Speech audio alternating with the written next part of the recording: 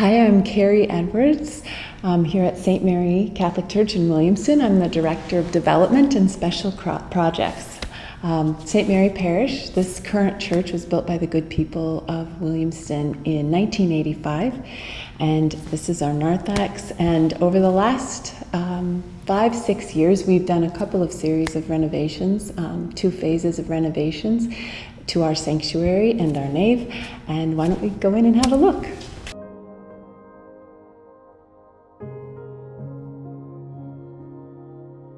Several years now, probably 7-8 years ago, we convened a committee, a beautification committee, to look at the possibility of just continuing what was already begun here in the church and increasing the beauty and looking at those kind of 3 pillars of Catholic liturgical spaces, those 3 pillars of verticality and iconography and permanence. And at the time, we had a smaller wooden altar that was able to be moved, a smaller kind of wooden platform originally. And we wanted to, first and foremost, come up with a plan for an altar that had conveyed that permanence. So something of noble materials, a stone, marble, and something that looked permanent. So we began with the altar, was kind of our first design detail. We worked with a company out of Spain, Granda Liturgical Design, and they helped us to come up, we went through several renditions of our final design for our sanctuary. But it began with the altar and creating that beautiful permanent altar that would be central and foundational to our sanctuary. We knew that we wanted to honor our patroness, Mary, in some way, and we had lots of prayerful discussions about how we could honor Mary with some central artwork. But in the end, in working with the diocese, we wanted to have this central crucifixion image. But within that, we were able to work with our artists. This is an original composition, but we were able to work with our artist in Spain to come up with an image of the crucifixion that really captured that moment of Christ giving Mary to us as our mother. And so you'll notice in our sanctuary, in our central crucifixion image, Christ his side has not been pierced, and actually there's a lot of movement in that crucifixion scene where Christ is looking down from the cross, saying the words to John, "Behold your mother," and there's kind of a dynamic movement in that, and you see Mary receiving this gift with her hand out. And in this way, we really just wanted to honor Mary in that motherhood and deepen our devotion to Mary as our mother. On the 2 side panels, again, after a lot of prayer, we discerned the 2 images of Mary Magdalene and Saint Peter to flank those images at the cross. And they're outside the central image, but still in the landscape, in the scenery. And it was kind of a beautiful providential kind of happening after we had decided that, and we started talking about the symbolism. Mary has a tear, and you see the rooster in the panel with St. Peter. And we talked about all those symbolisms, but it was after doing more reading and actually reading a beautiful homily from St. John Henry Newman, where he talks about these different types of love. And you have the virginal love expressed with Mary and John at the foot of the cross. And then on the outside, you just have this kind of passionate love that is a result of being saved and transformed. And so you have those 2 figures of Magdalene and Peter that express that type of again, love that comes after you have been saved and received a great gift. And I think in that way, we were able to capture a beautiful image in our painting. So, and our hope is, again, that iconography aspect of a sacred building. We have something as we come in to pray, and there are days that we are going to approach Christ in that beautiful, pure virginal love, and there are days that we know very acutely that we are broken, and so we can see ourselves and kind of place ourselves in that artwork and adore Christ along with those figures. Obviously we got the new ambo also for the word, and matches everything with the red marble. The floor of the sanctuary is, we chose a Jerusalem marble, a very light colored marble, and the goal with all of that, again, was to kind of give this sense of completing, continuing the work that was begun in 1985 when the church was built, kind of continuing to fulfill. One of the things when I studied art history in college that just sticks with me so much, those beautiful cathedrals that people visit all over the world in Europe, those cathedrals were built over generations. They didn't have a project start and end date. Kind of those faithful were always building and working towards more beauty and worshiping, and so kind of that concept that we are always in that state of drawing more beauty out.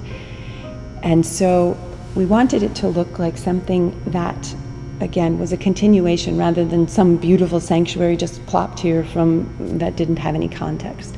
And so we took we had this beautiful simplistic structure with very simple and beautiful materials, the wood and the brick. What we wanted to do in the sanctuaries was really elevate that, those materials. So in their finest forms, the color that we were seeing.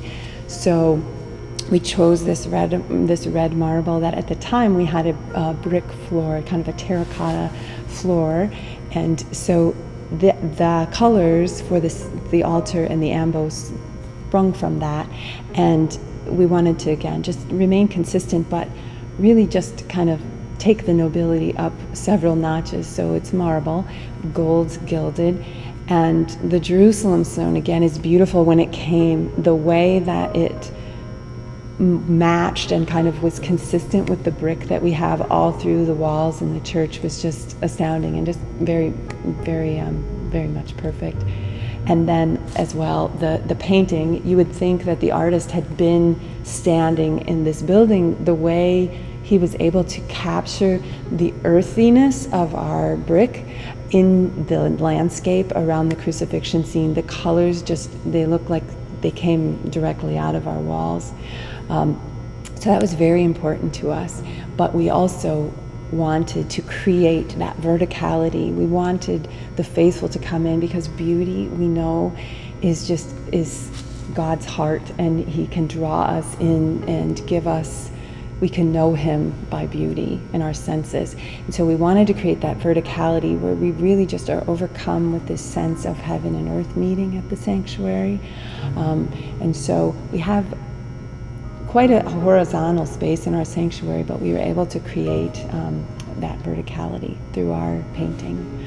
And then our next phase of the renovation, we just completed a few months ago, and we had the original floor and pews from the 85 church, and they had kind of fallen into disrepair. A lot of the pews needed to be fixed, and at the same time the floor was beginning to show ages and crack, and so we had that opportunity to go into our next phase, which was pews and floor.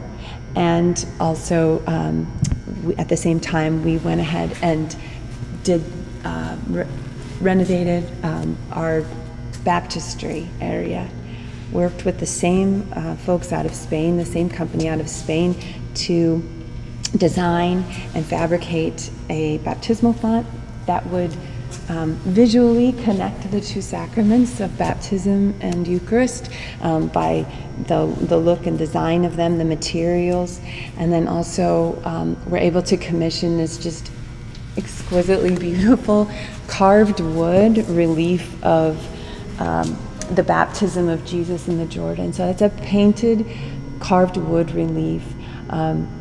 We chose the words in Latin, "This is my beloved son, listen to him." as we go out after receiving the Lord in the Eucharist, just that kind of our marching orders, kind of as we come out and we bless ourselves, we have that beautiful reminder of Christ's words to us.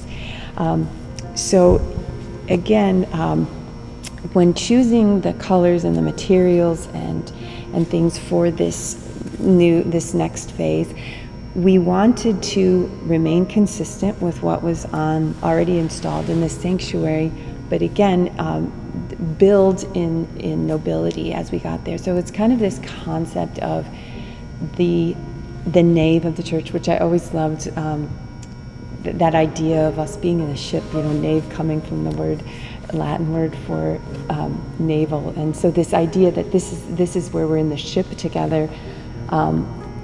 We chose the flooring to be consistent with the flooring of the sanctuary, but it's in a more muted, it's porcelain tile, so it's more matte, where the shine of the sanctuary is reflected, but it goes. And then the wood that we chose, the color and the wood stain that we chose for the pews, again, it builds. So we're kind of, it's darker than the sanctuary, because the sanctuary, the concept is there that you have this explosion of light and color and beauty in this place where heaven and earth meet. And so the color of the stain on the pews is actually found in the shadows in the sanctuary. So and you find this often in ancient precedent, where there is a darker nave, the wood is darker, and you move forward to the sanctuary. But that idea that the wood in the nave where we are, where the faithful gather, is the color that is found in the shadows, because we are still in the shadows, but we can approach the sacrament and thereby heaven. We're so grateful for the generosity of the people who were the ones in '85 that gave of their time and treasure to build this church, and especially to the people who have our parish family and the wonderful benefactors who have made these renovations possible and given us this great gift of beauty to give back to the Lord. It has been remarkable in the ability to be able to pray here, and there's so many beautiful symbols in the art, and we're so grateful for the opportunity to have this beautiful space to worship in.